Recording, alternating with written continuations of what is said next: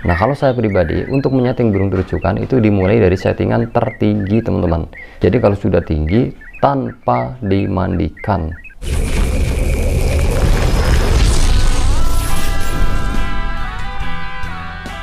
Assalamualaikum warahmatullahi wabarakatuh. Bertemu lagi bersama kami Aina Bird Farm, channel yang mengupas tentang seputar burung dan penangkaran. Di pertemuan kali ini Aina Bird Farm akan membahas settingan terujukan kejora teman-teman, yaitu settingan terujukan yang kemarin sudah sempat saya unggah. Kemarin sempat banyak yang bertanya, itu settingannya seperti apa bang? Oke, saya bahas untuk settingan khusus terujukan kejora teman-teman. Oke, langsung saja untuk mencari settingan terujukan kejora ini saya juga perlu waktu yang cukup panjang teman-teman. Ya, kurang lebih sekitar 5 bulan baru ketemu settingannya.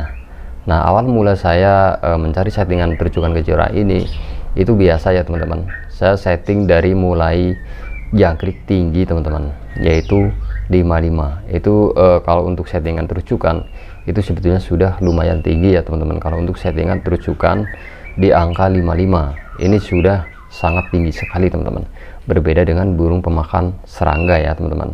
Nah, dengan kita memulai settingan tinggi itu diharapkan supaya burung bisa terdongkrak daripada birahinya teman-teman. Jadi kita mendongkrak birahinya dulu.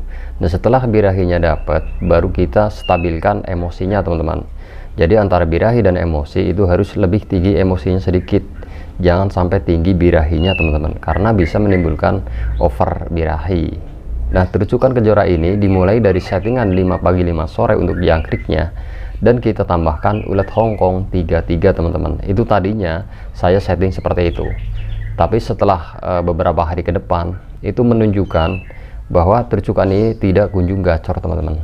Nah, saya juga sempat bingung karena kenapa terujukan ini itu susah sekali untuk gacornya tadinya. Nah, setelah saya amati terus, ternyata burung ini itu menimbulkan gejala yang kurang baik teman-teman, yaitu dia sering terbang ke atas, terus dia nangkring lagi, terbang ke atas, nangkring lagi, seperti itu terus. Jadi dia seolah-olah itu tidak nyaman teman-teman, mungkin dengan sangkarnya ataupun dengan tangkringannya. Terus saya amati, ternyata ini burung memang terlalu tinggi birahinya teman-teman. Jadi dia sudah menimbulkan gejala kurang baik, yaitu akan segera ngejar ekor teman-teman. Itu bisa dikatakan gejala over birahi. Nah, untuk settingan jemurnya saya naikkan yang tadinya 1 jam sekarang menjadi 2 jam teman-teman. Nah, itu tujuannya untuk menambah emosinya yang tadinya sudah menimbulkan gejala over birahi. Nah, ternyata saya terapkan penjemuran 2 jam ini kurang bagus teman-teman. Jadi dia justru akan ngejar ekor terus teman-teman. Nah, setelah itu saya putuskan untuk merubah settingan teman-teman. Nah, biasa ya kalau settingan saya biasanya tanpa mandi. Kalau settingan tinggi tanpa mandi tapi kencang jemur, itu biasa settingan saya teman-teman.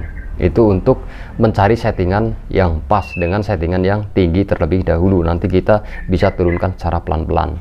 Oke, kita putuskan untuk merubah settingan, yaitu kita rendahkan teman-teman. Dari mulai jangkrik 5 tadinya kita turunkan menjadi 3 ekor, yaitu 3 pagi 3 sore. Dan ulet Hongkongnya saya kasih cuman 1 karena burung ini sudah menimbulkan gejala over birahi. Dan buahnya saya ganti timun teman-teman, yang tadinya buahnya itu sawo dan apel merah teman-teman.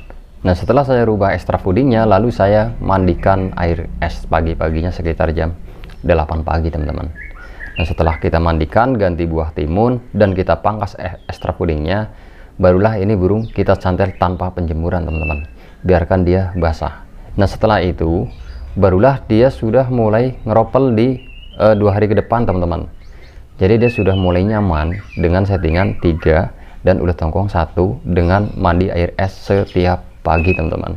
Nah, untuk settingan ini kita terapkan, ternyata burung ini sudah mulai ropel dan sembuh dari over birahi atau gejala over birahi tadi teman-teman.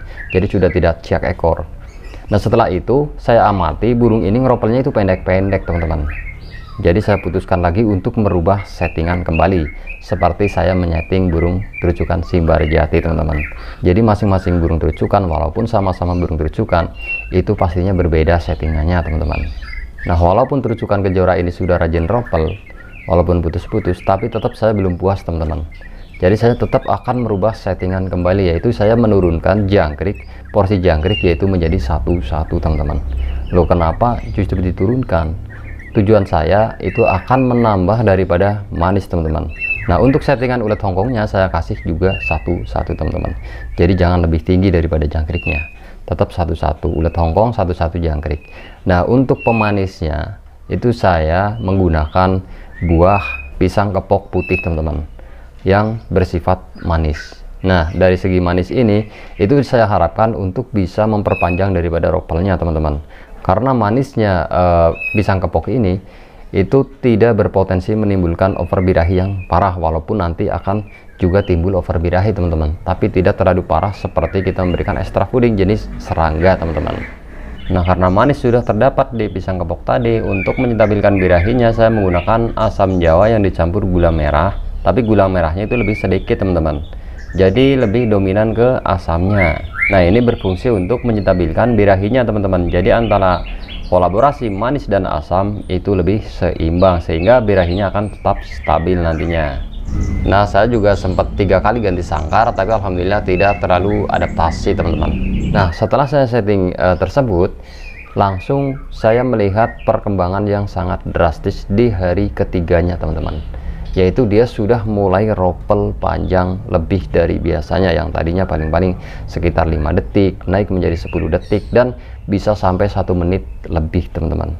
Jadi dia sudah menunjukkan perkembangan yang sangat baik dengan settingan jangkrik satu-satu, ulet Hongkong satu-satu, dengan mengkonsumsi pisang kepok putih yang sangat manis teman-teman, dan dikasih ramuan asam jawa, asamnya lebih banyak, gulanya lebih sedikit teman-teman. Nah, dengan settingan sesimpel ini dia sudah mulai ropel dan tenaganya juga bagus teman-teman. Jadi kalau menurut saya untuk menyeting burung terucukan itu dalam tahap uji coba itu harus dilakoni semua teman-teman. Jadi mana yang pas, itulah settingan yang pas nantinya yang kita gunakan. Nah, kalau saya pribadi untuk menyeting burung terucukan itu dimulai dari settingan tertinggi teman-teman. Jadi kalau sudah tinggi tanpa dimandikan, cuman main extra fooding dan jemur teman-teman. Nah, setelah ketemu, setelah dia rajin ropel, baru kita turunkan pelan-pelan. Itu kalau versi saya teman-teman. Jadilah bisa ketemu settingan yang pas nantinya. Kalau belum ketemu ya tetap kita mencari terus, apapun kita lakoni ya teman-teman, untuk mencari settingan yang pas. Tapi saya yakin untuk semua burung itu pasti ada settingan yang pas, cuman belum ketemu saja. Jadi walaupun burung saya settingannya satu-satu, belum tentu di settingan teman-teman itu pas di burungnya. Jadi masing-masing burung itu mempunyai tingkat birahi, juga mempunyai tingkat emosi yang berbeda-beda. Jadi kalau menurut versi saya, untuk burung yang jinak settingannya lebih rendah, untuk burung yang giras settingannya lebih tinggi teman-teman. Itu sudah saya lakoni, sudah saya amati sekian lama, ternyata memang betul teman-teman.